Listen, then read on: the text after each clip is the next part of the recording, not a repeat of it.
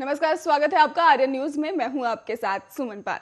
भारत समेत दुनिया के कई देशों में कोरोना वायरस के नए मामले रिकॉर्ड तोड़ रहे हैं। कोरोना के सबसे खतरनाक वेरिएंट ओमिक्रॉन ने भी कई देशों की चिंता को बढ़ा दिया है। ओमिक्रॉन वेरिएंट को फैलने से रोकने के लिए कई देश ने प्रतिबंध भी लगाने शुरू कर दिए हैं और इस बीच ही विश्व स्वास्थ्य संगठन ने भी ओमिक्रॉन को लेकर कई चेतावनी भी जारी कर दी है। आपको बता दें कि WHO ने कहा है कि ओमिक्रॉन वेरिएंट के बीच सर्दी, खांसी और आम बीमारी समझने की गलती ना करें। ओमिक्रॉन से पूरा मेडिकल सिस्टम पस्त हो गया है और इसके साथ ही उन्होंने कहा कि इसको हो सकता है पस्त। और WHO के वरिष्ठ आपात अधिकारी कैथरीन स्मॉलवुड ने भी कहा है कि अब सावधानी बरतना बेहद जरूरी है। ओमिक्रॉन संक्रमण की बढ़ती रफ्तार दर को विपरीत प्रभाव डाल सकती है और ओमिक्रॉन डेल्टा वेरिएंट से थोड़ा कम घातक है, लेकिन ये मौत का कारण बन सकता है।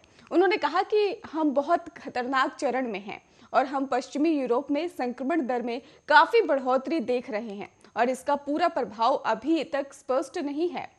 इससे पहले WHO के महानिर्देशक टेड्रस अधनम घेब्रेयेसस ने भी कहा कि मुझे इस बात की बहुत चिंता है कि डेल्टा के प्रकोप के दौरान ही ओमिक्रॉन का ज्यादा संक्रमण होना मामलों की सुनामी लाने की आशंका को दर्शाता है। नए वेरिएंट ओमिक्रॉन से संबंधित जोखिम बहुत ज्यादा बना हुआ है और बता दें आपको कि कई देश फिलहाल कोरोना ओमिक्रॉन वेरिएंट के मामले में आय उछाल से ग्रस्त हैं और इस स्वरूप की पहचान दक्षिण अफ्रीका और बोत्सवाना में ही पिछले साल नवंबर में की गई थी और उसके बाद से ही ओमिक्रॉन 100 देशों में फैल चुका है।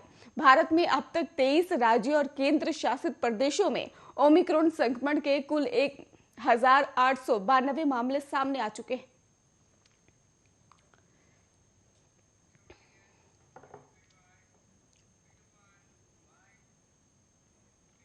ब्रिटेन में भी ओमिक्रॉन संक्रमण के मामले रिकॉर्ड स्तर पर तेजी से बढ़ रहे हैं और देश में पहली बार कोरोना संक्रमण के 2 लाख से ज्यादा मामले सामने आए हैं। ओमिक्रॉन संक्रमण में तेजी के कारण जो है अस्पतालों की स्थिति काफी खराब हो चुकी है और अस्पतालों में कर्मचारियों की भी काफी कमी बताई जा रही है, जिसकी वजह से इलाज में भी दिक्कतों का सामना करना पड़ रहा है। आपको बता दें कि पिछले 24 घंटे में यहाँ संक्रमण के कई मामले जो है वो सामने आ चुके हैं और सरकारी आंकड़ों के मुताबिक कोरोना संक्रमण से देश में 48 और लोगों की मौत हो गई है। अस्पतालों में संक्रमित लोगों और वेंटिलेशन की भी जरूरत पड़ रही है। आपको बता दें कि अस्पतालों में स्टाफ की भी भारी कमी बताई जा रही है।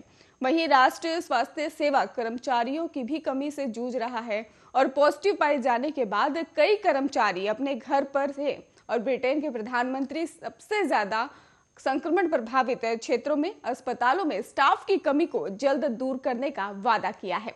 उन्होंने कहा कि नाइटिंगेल क्लिनिकों को सक्रिय किया जा रहा है और साथ ही सेना के सपोर्ट के लिए कई मेडिकल स्वयंसेवक इस काम में जुटे हुए हैं। ब्रिटेन के प्रधानमंत्री बोरिस जॉनसन ने कहा कि कोविड के साथ हमारी लड़ाई खत्म नहीं हुई है। अगर कोई सोचता है कि कोविड-19 के साथ हमारी लड़ाई खत्म हो गई है तो ये तो गलतफहमी है। ये बहुत अधिक सावधानी बरतने का वक्त है। हालांकि उन्होंने और एक राष्ट्रव्यापी लॉकडाउन को खारिज कर दिया है। उन्होंने कहा कि लोग बूस्टर डोज और टीकाकरण ले रहे हैं।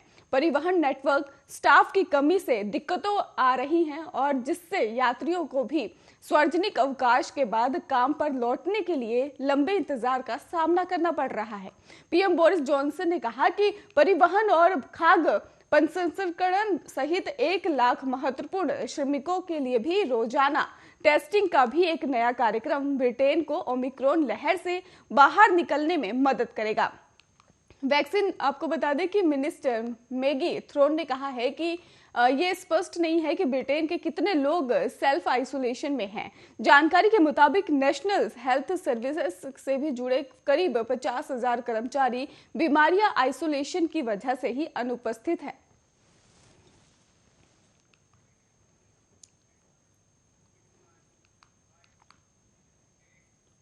प्रधानमंत्री नरेंद्र मोदी आज यानी 5 जनवरी को पंजाब के फिरोजपुर का दौरा करेंगे और इस दौरान वो राज्य में 42,750 करोड़ रुपए के से भी ज्यादा लागत के कई विकास परियोजनाओं का शिलान्यास भी करेंगे। आपको बता दें कि पीएमओ ने एक बयान में कहा कि इस दौरे के दौरान PM Delhi Amritsar Katra express way और अमृतसर ऊना खंड की 4 लेन में ही परिवर्तित करने और मुकेरिया तलवाड़ा में भी रेल लाइन का आगमन परिवर्तन और फिरोजपुर में पीजीआई सैटेलाइट केंद्र और कपूरथला और होशियारपुर में 2 नए चिकित्सा महाविद्यालय की स्थापना संबंधित परियोजनाओं की आधारशिला रखेंगे। और पीएम मोदी ने कहा है कि देश भर में संपर्क को बेहतर करने के लिए प्रधानमंत्री के प्रयासों के तहत पंजाब में भी कई राष्ट्रीय राजमार्ग के विकास की पहल की गई है और इसके परिणाम स्वरूप राज्य में साल 2014 में नेशनल हाईवे की लंबाई जहां 1700 किलोमीटर थी, वहीं साल 2021 में ये बढ़कर 4100 किलोमीटर हो गई है। बयान में पीएमओ ने कहा कि इन्हीं प्रयासों को जारी रखने के क्रम में प्रधानमंत्री पंजाब में 2 मुख्य सड़क गलियारों की आधारशिला रखेंगे। आपको बता दें कि करीब 169 किलोमीटर लंबे दिल्ली अमृतसर कटरा एक्सप्रेसवे को 29,500 करोड़ रुपए की लागत से विकसित किया जाएगा और इस सड़क बन जाने से ही दिल्ली से अमृतसर और अमृतसर से कटरा तक के सफर को आधे समय में तय किया जा सकेगा। और पीएमओ के मुताबिक ग्राउंडफील्ड एक्सप्रेस में सिख धार्मिक स्थलों सुल्तानपुर लोधी और गोइंदवाल साहिब, इसके साथ ही खडूर साहिब, तरनतारन और कटरा में मौजूद हिंदुओं की पवित्र धर्म स्थली वैष्णो देवी को जोड़ेंगे। यह एक्सप्रेस में हरियाणा, चंडीगढ़, पंजाब और जम्मू कश्मीर के प्रमुख औद्योगिक शहरों जैसे कि अंबाला, चंडीगढ़, मोहाली, संगरूर, पटियाला और लुधियाना, जालंधर, कपूरथला और कठुआ और सांबा को भी जोड़ेंगे।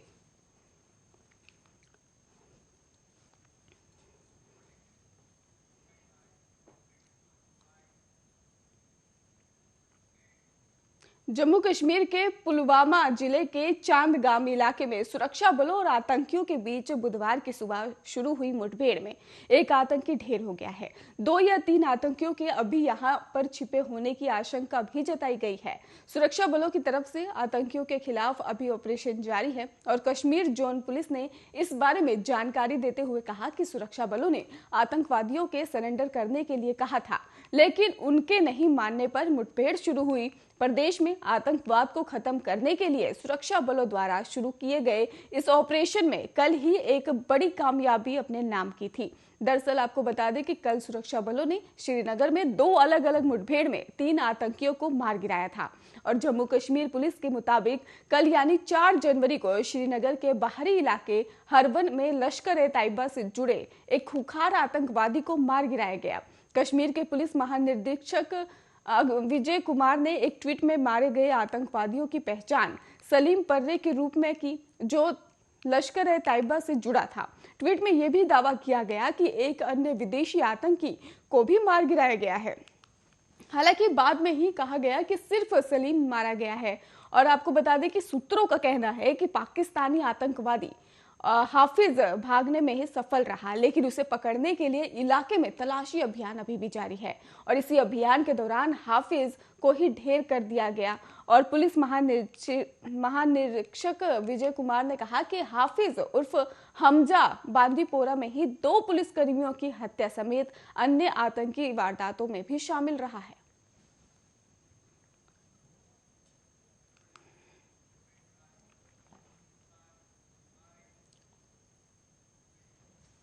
सपा के अध्यक्ष और उत्तर प्रदेश के पूर्व मुख्यमंत्री अखिलेश यादव ने सोमवार को कहा कि समाजवाद का रास्ता ही असल में राम राज्य का मार्ग है। यादव ने कहा कि दावा उन्होंने साफ तौर पर कर दिया कि भगवान श्री कृष्ण हर रात उनके सपने में आते हैं और कहते हैं कि समाजवादी सरकार बनने जा रही है। अखिलेश यादव ने संवाददाता सम्मेलन में कहा कि भगवान श्री कृष्ण मेरे भी सपने में आते हैं और कल भी आए थे, रोज आते हैं और कहते हैं कि समाजवादी सरकार बनने जा रही है।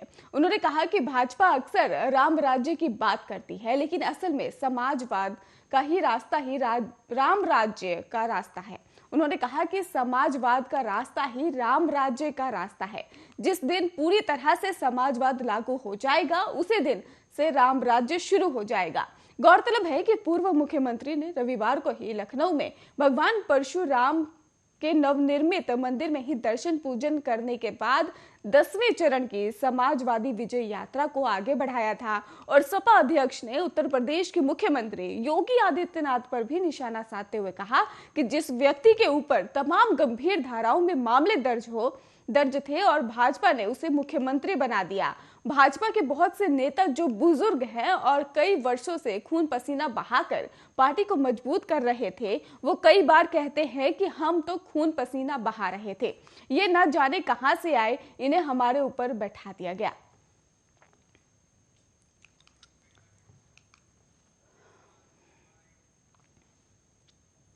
उत्तर प्रदेश से पिछले दिनों खबर आई थी कि उच्चतर शिक्षा आयोग ने अपनी वेबसाइट पर कई प्रतिष्ठित लोग जैसे कि जाने माने कवि अकबर इलाहाबादी के नाम को बदलकर अकबर प्रयागराजी कर दिया है और सभी को लगा कि सरकार ने ऐसा जानबूझकर किया क्योंकि योगी सरकार इलाहाबाद का नाम बदलकर पहले ही प्रयागराज कर चुकी है और लेकिन उसके बाद से ही यूपीएचईएससी के चेयरमैन ईश्वर चरण विश्वकर्मी ने साफ किया कि उनकी वेबसाइट हैक होने की वजह से ऐसा हुआ था, जिसे बाद में सुधार लिया गया।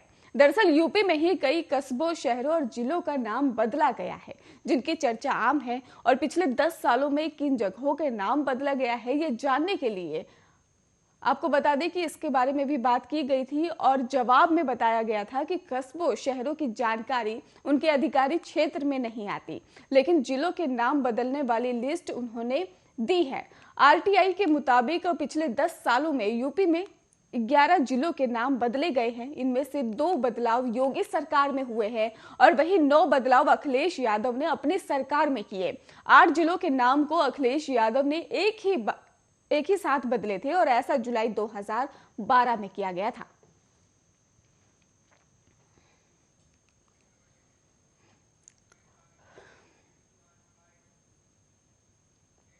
उत्तर प्रदेश में विधानसभा चुनाव करीब है और राजनेता हर दिन नए नए मुद्दे उठा रहे हैं। बीजेपी लगातार अयोध्या में राम मंदिर पर सुप्रीम कोर्ट के फैसले का जिक्र कर रही है, तो वहीं लखनऊ में एक कार्यक्रम के दौरान यूपी सीएम योगी आदित्यनाथ ने सोमवार को एक बार फिर राम मंदिर के मुद्दे पर विपक्ष को निशाने पर लिया है। आपको बता दें कि सीएम योगी ने कहा कि वे लोग कहते थे कि अयोध्या में राम मंदिर का फैसला आ जाएगा तो खून की नदियां बहेंगी, लेकिन जिस दिन 9 नवंबर 2019 को अयोध्या में राम जन्मभूमि के नाम में ही सुप्रीम कोर्ट का फैसला आया था, प्रदेश में एक भी घटना नहीं हुई। वो राम राज्य का दिन था। योगी आदित्यनाथ ने यह भी कहा कि वर्तमान में निर्माण और विध्वंस की लड़ाई चल रही है और एक तरफ से लोग हैं जो आतंकवादियों पर दायर मुकदमों को वापस लेते हैं और एक तरफ हम लोग हैं जो आतंकवादियों को ठिकाने लगाकर राम मंदिर के निर्माण को प्रशस्त करते हैं।